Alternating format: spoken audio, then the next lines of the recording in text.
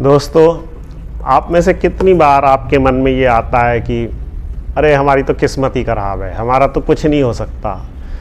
जो हमारे तो कर्म ही ऐसे हैं, उसका हमें कोई फल ही नहीं मिलता, सब कुछ पहले से ही लिखा हुआ है किस्मत में, तो हमें क्या मिलेगा। तो दोस्तों, आज इसी के बारे में बात करते हैं और मैं आपको ये बताऊं कि जो मैंने समझा कि हमारी इस मॉडर्न लाइफ में जो आज की हमारी भागदौड़ की ज़िंदगी है, उसमें इस बात का क्या मतलब है कि अगर सब कुछ फिक्स है पहले से तो हमें क्यों काम करना चाहिए, फिर हम क्यों भागदौड़ कर रहे हैं कि अगर सब कुछ पहले से ही फिक्स है। तो आज मैं इसी के बारे में इसमें बात करूंगा। आपसे कृपया सिर्फ 5 मिनट चाहिए, आप इस वीडियो को देखिएगा,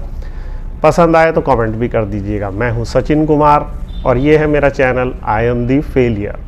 दोस्तों, कई बार हम बड़ी दुविधा में होते हैं, हमें 2 चीज़ बार बार सुनने को मिलती है अपनी प्रोफेशनल लाइफ में भी, स्टूडेंट लाइफ में भी,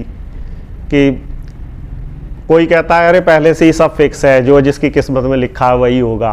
कोई फ़ायदा नहीं है, कितना भी काम करोगे मिलेगा वही जो नसीब में है। कुछ लोग दूसरी तरफ हमें ये सुनने को मिलता है कि अरे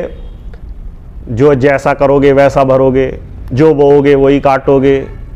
हर कर्म का फल है, कर्म किए जा चिंता मत कर, फल की चिंता मत कर। तो ये सब दोनों विरोधाभासी बातें हैं, अपोजिट हैं एक दूसरे के। आज तक हम तो यही समझे, कन्फ्यूज़न रहता है कि अरे इन दोनों का फिर मतलब क्या है। तो दोस्तों, मैंने जो समझा इस मॉडर्न लाइफ में अगर हम अपने हिसाब से इन चीज़ों को समझने की कोशिश करें तो मैं तो ये समझता हूँ कि हाँ, चीज़ें फिक्स हैं, नेचर ने सब कुछ फिक्स किया है, हर एक एक्शन का एक रिज़ल्ट भी फिक्स है, लेकिन वो एक्शन जो हम कर रहे हैं उसके ऊपर है वो रिज़ल्ट। अब जैसे कि एक स्टूडेंट है, अगर वो पढ़ ही नहीं रहा है तो फेल होना फिक्स है,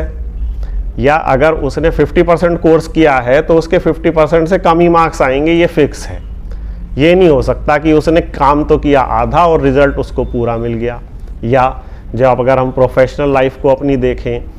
तो अगर हमें ऑफिस में कोई सुबह 9 बजे पहुंचना है, हम उठ ही रहे हैं 6 बजे, 7 बजे, 8 बजे और आपको वहां जाने के लिए 2 घंटे लगते हैं, तो आप ऑफिस पहुंचोगे लेट, ये बिल्कुल फिक्स है, निश्चित है। तो ये तो हो गया मेरे हिसाब से वो एस्पेक्ट जिसको हम कहते हैं कि ऊपर से लिखा हुआ फिक्स है, एक्शन का रिजल्ट भी फिक्स है कि हम जो एक्शन करेंगे उसका रिजल्ट फिक्स है। लेकिन तो फिर क्या हमें कर्म ही नहीं करना चाहिए भी, फिर तो सब कुछ फिक्स है। या जैसे अगर हम इसको सॉफ्टवेयर वाली भाषा में, आईटी की भाषा में समझें कि हमारी जो लाइफ है एक वो फ्लो चार्ट है, भगवान ने हमें ऑप्शंस दिए हैं कि अगर हम इस पाथ को चुनेंगे तो हमारा रिजल्ट इस तरह से जाएगा, दूसरा पाथ चुनेंगे तो उसका रिजल्ट दूसरा आएगा, तीसरा पाथ चुनेंगे तो उसका रिजल्ट अलग आएगा, ए एक्शन का रिजल्ट बी का, सी का, इस तरह से रिजल्ट का एक्शन फिक्स है।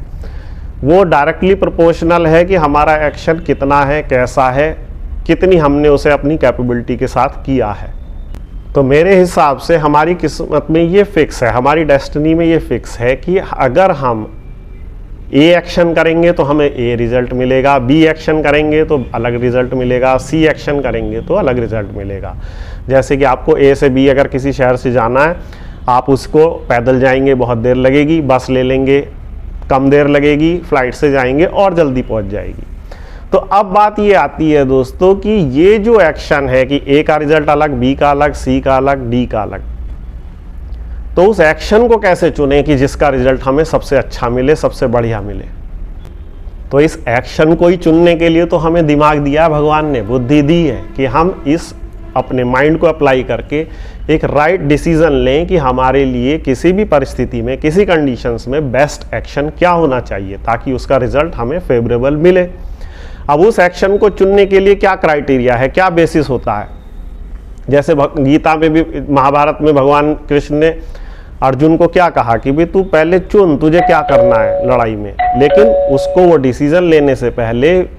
भगवान श्री कृष्ण ने उसको गीता का उपदेश दिया, मतलब नॉलेज दी, उसके माइंड को एम्पावर किया कि वो राइट डिसीजन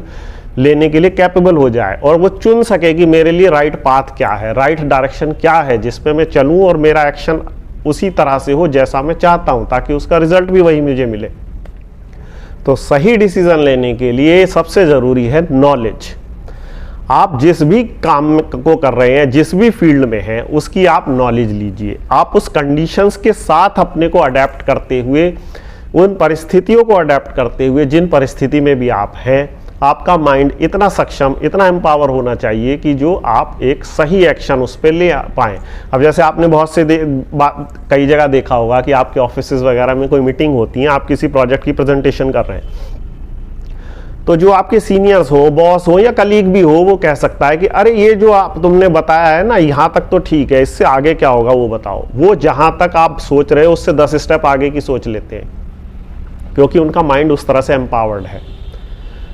चेस का प्लेयर है, जैसे चेस खेलते हैं तो वो अपनी एक चाल चलता है, आगे की 10 भी सोचता है। तो उस तरह से आपको माइंड को अपना एम्पावर करना है कि अगर मेरा ये एक्शन है इन कंडीशंस में तो इसका रिजल्ट क्या होगा, वो आप विजुअलाइज कर पाओ, आप उसे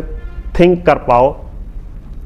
हर एक एक्शन का आप एनालिसिस करो कि इस एक्शन को किया तो क्या रिजल्ट आएगा, इसको किया तो क्या, इसको किया तो क्या। जब आपकी एनालिटिकल पावर स्ट्रांग हो जाएगी, आप एनालिसिस करोगे अच्छी चीज़ों को, तो आप फिर ये बेहतर डिसीजन ले पाओगे कि किस कंडीशन में मुझे कौन सा एक्शन लेना है। और अगर आपने ये एनालाइज कर लिया कि किस एक्शन का क्या रिजल्ट है, तो आप वही एक्शन लोगे जो आपको लिए परफेक्ट सूटेबल होगा और रिजल्ट आपको फेवरेबल आएंगे। अब इसमें एक सवाल और आता है दोस्तों, बहुत से लोग कहते हैं कि अरे काम तो हम भी वही कर रहे हैं जो उसने किया था, उसको तो इतना अच्छा रिजल्ट आ गया, हमें तो बहुत कम आया है।